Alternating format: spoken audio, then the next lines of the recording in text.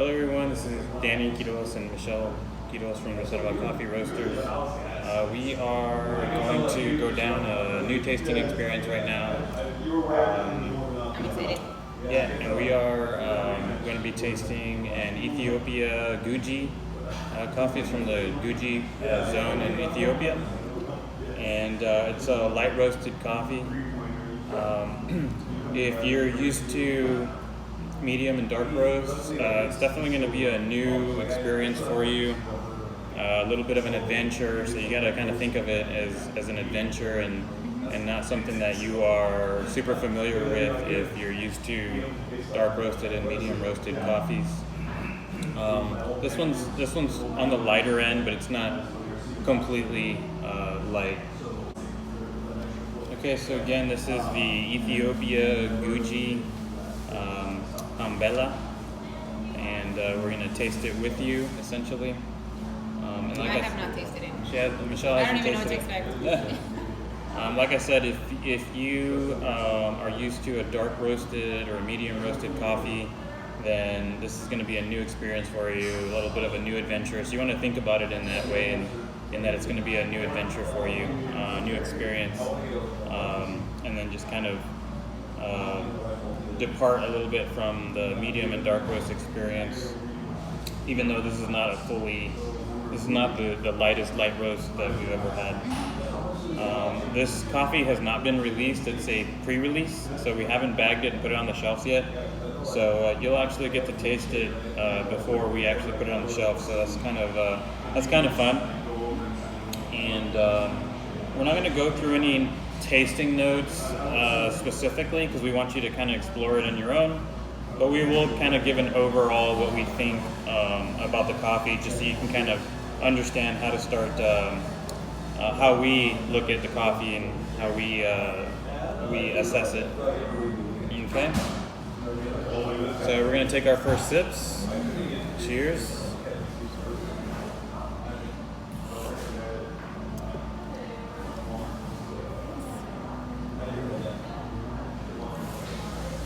Yeah, so the first thing that hits me is the body. I would call it like a medium body. We did brew it on a V60, which is a pour over, so we did a manual pour over for that. I don't know, what would you talk about the body a little bit? I think it's on the lighter body. Since it's an African coffee, they do exude a little bit of some bodies can be whiny, but I don't find that characteristic in this cup. Even though it's a dry and a natural process, that's kind of interesting.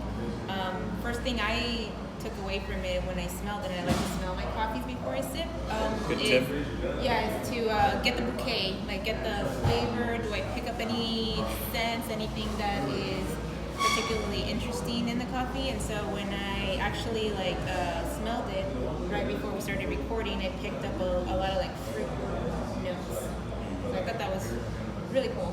Yeah, it's a fruity coffee in the sense that when you taste it, you may think about some fruits that you've eaten before, how it reminds you of some fruit that you may have eaten before, and that's kind of how coffee tasters think about coffee and try to associate it with certain flavors. Yeah, the mouthfeel is really nice too, because it's you drink it, you get kind of the explosion of what I would call like a fruit forward profile, and then like it kind of lingers a little bit, but not too much.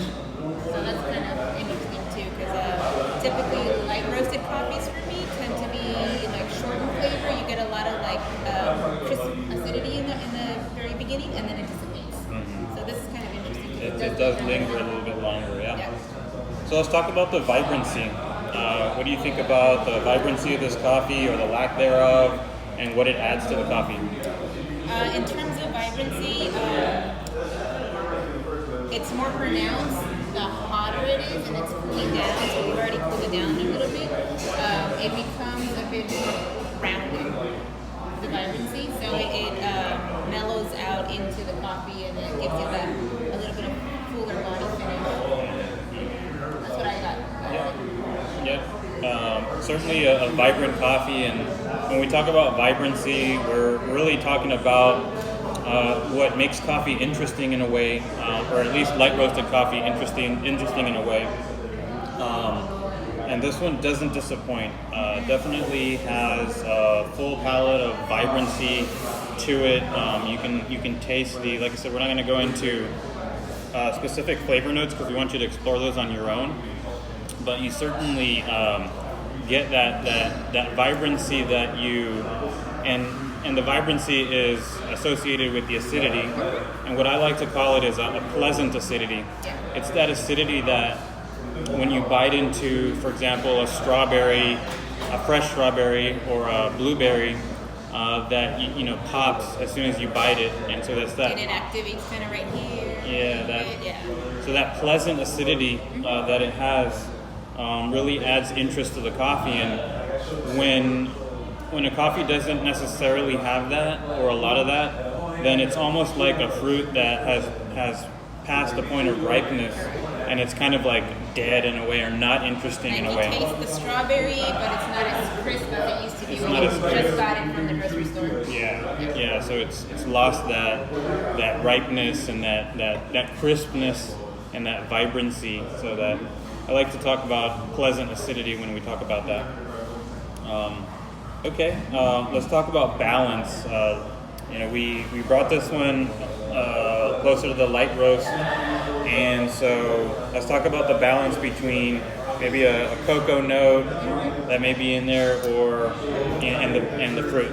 And the fruit? Yeah. Yeah. So as it's cooling down, I'm tasting more of like the sweeter, darker notes, even though it's a light roasted coffee. So I can pull out like a little bit of like caramel or toffee notes, kind of like a brown sugar aspect of the coffee, and I think that works really well because it's almost like getting a dark chocolate strawberry and eating it, and you get that balance between the tartness and like a chocolate or a sweet finish. So that's how I would describe. Yeah, I think that's a great analogy. Where you're getting that berry, that tartness, but you're also getting that chocolate. So when I look at balance, I look at like, am I getting the acidity notes, and is that balancing with the aftertaste of the coffee? So you want to get a nice rounded balance where you do want to taste the acidity, but you also want to have a good mouthfeel, have a good aftertaste. So it makes you want to keep drinking more and more of it. Yeah, in the light roasted coffee, you really don't want to have an overpowering acidity, which you may or may not have experienced, where it's either sour or just too bright, and so you kind of have a lopsided coffee in that way, and that's why we like to look at it as, is it a balanced coffee where the cocoa notes are coming through, the caramel notes are coming through, but at the same time you've got this pleasant acidity balancing out the coffee, and you're not lopsided on one side or the other, at least in a light roast. Yeah. And I think one last thing for me for balance is looking at how the coffee is developed during the roasting process. So, and probably in future videos we'll talk about the roasting process. But one of the key aspects for me is targeting roast development. So that's where we can take out the sugars out of the coffee, bring out its flavors, and balance it against the acidity. So I think you've done a really good job with this one. Thank you. Love to hear what you guys think about it. Finished it. We're going on this adventure together, and so super excited to continue to taste coffees, get some samples, get them out there to you guys, and we'd really appreciate you volunteering to help us out on this journey. And this is the first one, so we're kind of learning, so bear with us in terms of at least the video and the logistics of getting coffee out and then responding to everyone, and the labeling and everything. But we're excited to do it, and we want to do more of it going forward, and just continue to build our coffee community. Thank you, everyone. Have a great day.